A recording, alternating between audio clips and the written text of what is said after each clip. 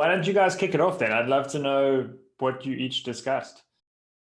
I'm gonna just bring this up and sound really smart and then kick it to Lisa. So we were talking about the ARCS kind of theory of building training, which ARC stands for attention, relevance, confidence, and satisfaction. And what we were talking about at the end here before we jumped into this main room was I was saying I feel not confident in providing the relevance and the confidence piece. The relevance piece especially, and I bet that this is something we all struggle with. How do you show the ROI of training?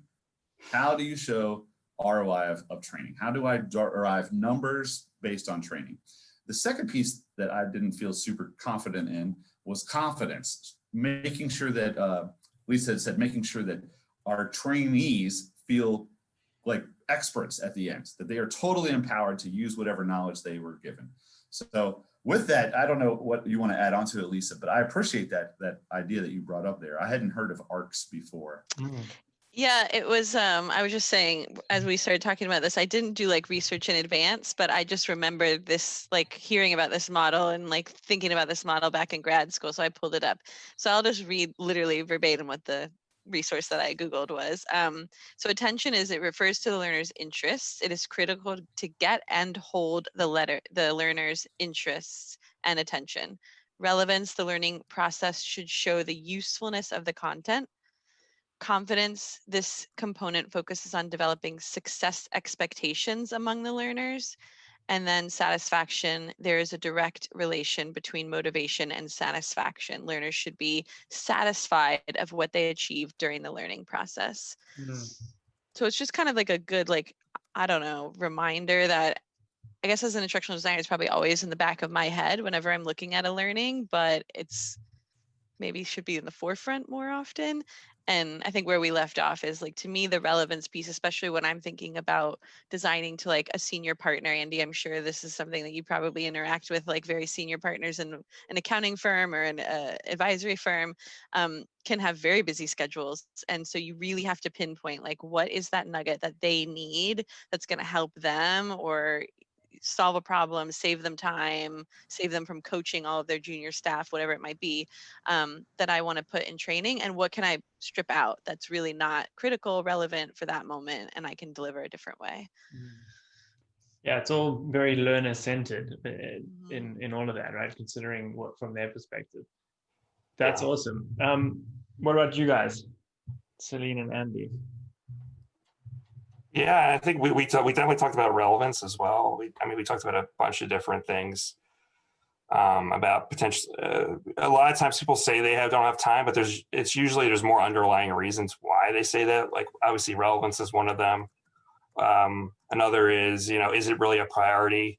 Am I really incentivized to do it? Maybe my company doesn't say something, but they really not measure me for doing this. Also, we really talked about the team dynamics as well. Are the managers or the leaders, are they supporting learning across the board? Again, I think at the end of the day, it's like, it doesn't really matter what company you work for. It's really about the team that you work with.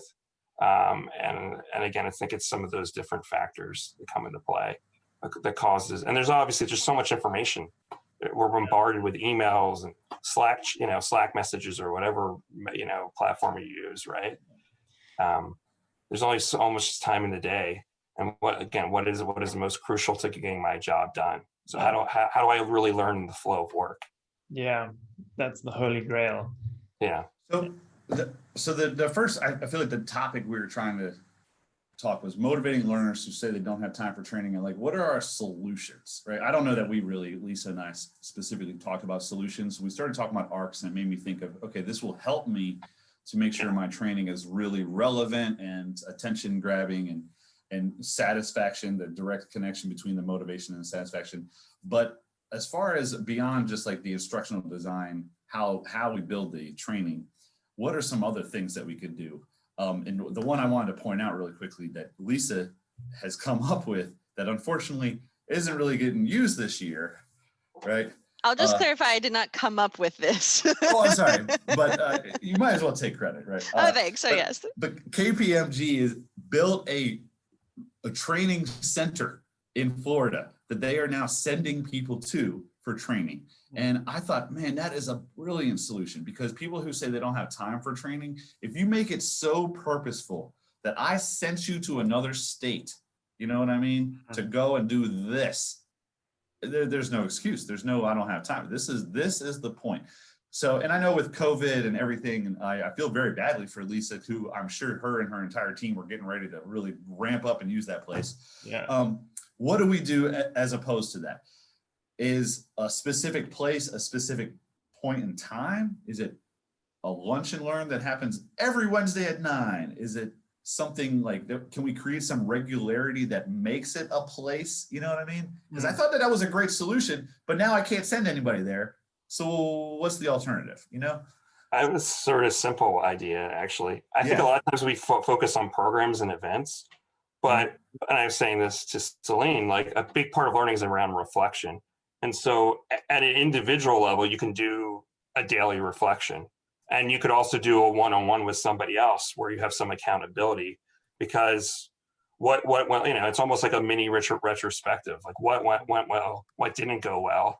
That's learning. And then applying that. And you could also do retrospectives at a team level. Yeah. And that, it kind of answers more of the culture of learning piece, but I also think it helps from a motivation piece, because it's your own, you're bringing your own stuff up. It's relevant to you. And again, it's not super systematic. It's not this huge program, which we always try to do. Yeah. It's something very simple and grounded, and it can be more very habitual. Celine, I want to bring you in here, because you told me about this thing you do, the Someone Like Me series, and this concept of guiding nodes, and it sort of, you know, this made me think of that it's this more lightweight sort of, you know, it's not a huge big program thing, but something that people can learn from others in the organization. Do you want to share a bit more about that? Yeah, I'd love to. We actually just had that last week, so you have really good timing on bringing it up, and I'll bring everyone up to speed real quick. So we have our orientation, our week-long orientation, which is now virtual, completely virtual, is called X School. And we have various sessions throughout each of the days. And on the final day, we added a new session that I facilitated, which was called Becoming an Elastician. And it was an AMA with what we called guiding nodes. And they were elasticians who have been at Elastic for anywhere from 1 to 3 years. And they basically just talked about their experience and what has helped them become successful elasticians. And there was an AMA sheet that the ex-schoolers got to fill out and ask whatever questions they wanted. And we kind of just facilitated answering those questions in a live panel with all of those guiding nodes. And I think it was a really cool experience, because not only were the ex-schoolers super excited to be able to talk to elasticians who have kind of been there, done that, and are really experiencing what they're about to experience, but it was also something that, this kind of surprised me a little bit, was so appreciated by the guiding nodes themselves, and they were so happy and excited to share. And it was just so cool to see them light up when they got to talk about something that they had learned. So it was a really win-win on both sides. And I think that, to Andy's point, that was definitely them reflecting on some of the things that they've learned. So it was a learning experience for them as well. And how much easier is it to learn from your peer, or someone who's like just one step ahead of you, right?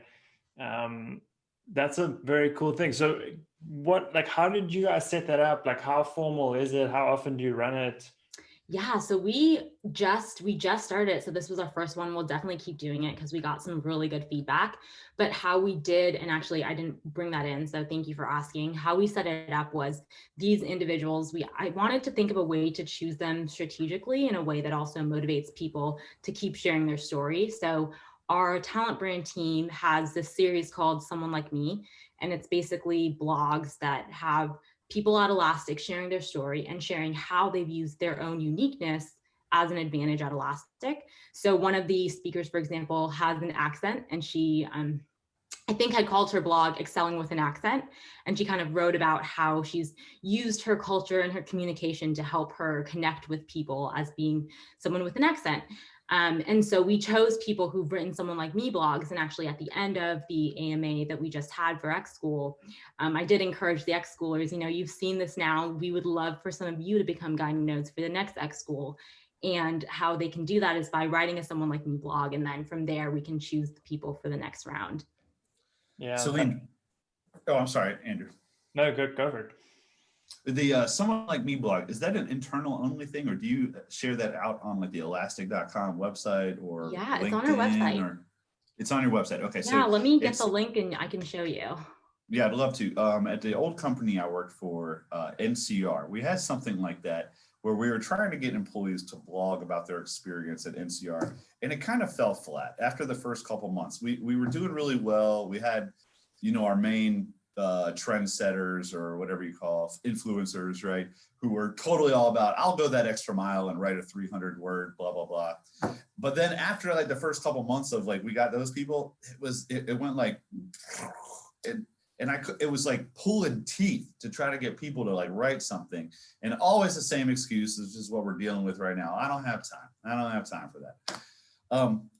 So I'm just wondering, like, have you been doing this for a long time? Is it continued on successfully? If so, how did you continue to get people to do it? Yeah. Yeah, it's a good question. And I think part of that was the cross-functional involvement that was involved that made it a little easier. The Talent Brand team has had this blog series for a while. So there are still several folks who have already written blogs that we could kind of pull on if we don't get anyone new, but I'm hoping we do get at least 1 or 2 new people from the most recent X school. And I think that, man, how do you get people to continue doing it? I think that some of it is seizing opportunity, and some of it is kind of continuing to build the same culture.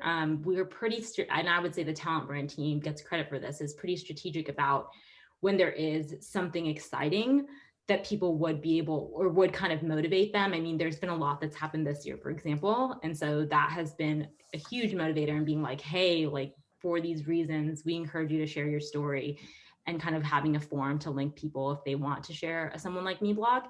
I don't know if there's, I'm curious to hear what everyone else thinks, because I don't know that there's one right answer to that. I have more of I guess, a question or comment. I mean, if you think about it, do people post on Twitter? People post on Instagram? People post on Facebook? Right? They keep posting. Yeah. I'm going to ask this question. Why do you think they keep posting on Facebook, Twitter? Everybody posts so they can get likes. Attention. Yeah. Like... We all want that dopamine thing that says somebody liked you, right? That I hate to say it. I hate to boil it down to so simplicity, but that's what it is, in my opinion. Yeah. Okay, but then why do you think they're not posting on doing blogs and things like that? Because they don't get likes, right? So they do all this work, and then it's like, for what? So it almost makes me think, when Celine was saying, I would love to hear what other ideas we have. I looked back over here where Andrew said extrinsic things are gamification and rewards. If I give somebody a free meal at their favorite restaurant every time they write a blog, I bet I'd get 50 blogs tomorrow, But am I then like motivating them the wrong way? You know what I'm saying? Like, am I forcing them to write something? I don't know. I'm going to give you an example. I don't know if you ever read Daniel Pink's Drive. Have you anybody read that? So there's the scenario he opens the book up. I don't know if you guys. So imagine it's 1995, right? There's 2 encyclopedias out there. There's one that's backed by a huge company and they pay millions of dollars for experts. And then there's one that starts a few years later that's people just go in their own free time and start creating content. Now, if you ask anybody traditionally which one would have succeeded, people would have backed the company. What I'm talking about is Microsoft and Carta. The other ones we're talking about is Wikipedia. And yet people are still contributing to Wikipedia. So, and the whole book is all about intrinsic motivation and what's sustainable, right? So I just want to share that as an example where extrinsic motivation didn't work. It didn't work in that example. And traditionally, it maybe works in the short term, but not in the long term. Yeah. So how do you enable autonomy, mastery, and purpose? Yeah, I think that's you're so right. Yeah, go ahead. No, I'm gonna welcome Marsha in a second. Yeah, let's welcome Marsha. But let's just wrap up this thought, because it's actually perfect timing. Marsha's gonna have a lot to contribute to the second topic as well. Yeah, Alec, finish your thought there, because you were. Oh, I mean, Andy, you're so right. You just nailed me. I use the Google crowdsourcing app all the time. All it is me helping their machine learning. And what do they give me? Points that don't mean anything. Nothing. I don't do it for the points or the level of Google. I do it because I enjoy participating in something that I think creates a greater good. So when I help it understands what pictures are people and what pictures are sheep, I know that 10 years from now, when I take a picture of a sheep, it's going to really say that's not a person. I don't know. But I personally enjoy that. But how do I find that personal enjoyment for everybody else? Like, man, Well, I everybody really else want is to read this different. book now. Yeah, Yeah, everybody's different. I think the problem is we try as companies, we try to force things. Like we have an agenda, right? Like there's always something there. I think if we were more about, again, being human centric, I think we would do a better job and understand human nature. I think we'd be better off in designing programs that meet people and really understanding all the different groups and working with them. So that's why I love the idea of crowdsourcing, for example, and having people share their own ideas, right? And having ownership there. So again, I think those are some examples, but I know. I'll pause. Yeah. I love all these points because you guys are touching on this thing you may have seen that I've been writing about recently quite a bit, is this flywheel where people learn from each other. We've talked about that, this peer-to-peer learning. And then you get experts, and Celine, you guys are doing this amazing job at identifying who those experts are. And then the final one is teachers, and teachers are experts who get joy out of sharing their knowledge, right? Like for whatever that is. And that's the intrinsic stuff we've been talking about. Like Alec, that feel like you're contributing to this greater good. And I wonder, like, yeah, you know, I'm familiar with KPMG, and you know, maybe it's the same at PwC. I think Alec and Celine, you guys come from pretty different type companies, and it's like, how do you get those people where they actually see value in their time helping others, like that they are contributing to a greater good? And Marsha, feel free to jump in as well if you have any thoughts. Yeah, so I did some research on the role of an online facilitator in my dissertation. Yeah. And what I realized is that the role of the facilitator has to flip. They have to see it as flipped. So they become this guide and coach instead of this know-it-all empress person that has all infinite knowledge. And I tried this in my online classes and it works. If I allow the control to be not from the instructor, but from the students, I get so much richer dialogue and discussion than if I led the discussion. So I let them start it off and get the ball rolling, and I only guide them. So it's like bumpers on the bowling alley. It's a kind of like I steer them in this direction, but I don't give them those insights that they come to. And it's so much more of a richer online experience than it is if it's guided by somebody who's a facilitator, that my role is to regurgitate knowledge and get you to act on these principles. Yeah. That's a very different role and aspect than what we're used to in academia and in corporate. Yeah. So, and that's like Yes. what Andy's saying, like about like the agenda, right? Coming with this agenda. So was that a leap for you, Marsha? And but once we're done with this, I'm going to get you to introduce yourself and all that. Oh yeah, sure. You know what? It wasn't a leap because I did a lot of research on it, and Moore has a lot of stuff on this about the 3 levels of interaction that's required in any kind of online, environment. You got to have peer-to-peer, peer to instructor, and instructor to the class or the peers. If any one of those are weak, then you have no, you will see participation slide off and people's interest will dissipate. I don't think it's hard. I think it's hard sometimes when instructors who have not created their own content, who's probably regurgitating, who's not really versed in some of the content in certain areas to do that, because then they're not seen as an expert or a guide on the side. But if you know your craft, you're willing to let go of that control so you can get that epiphany. That's just my perspective. That's such a good point. Anybody else have a thought on that? I just wanted to ask, Marsha, did you say it was the Moore program or something like that? Or Moore is a theorist. It's called constructivism. And it's kind of around learner-centered. What we're trying to do at Ford was like learner-centric content and curriculum and all driving from a learner's perspective.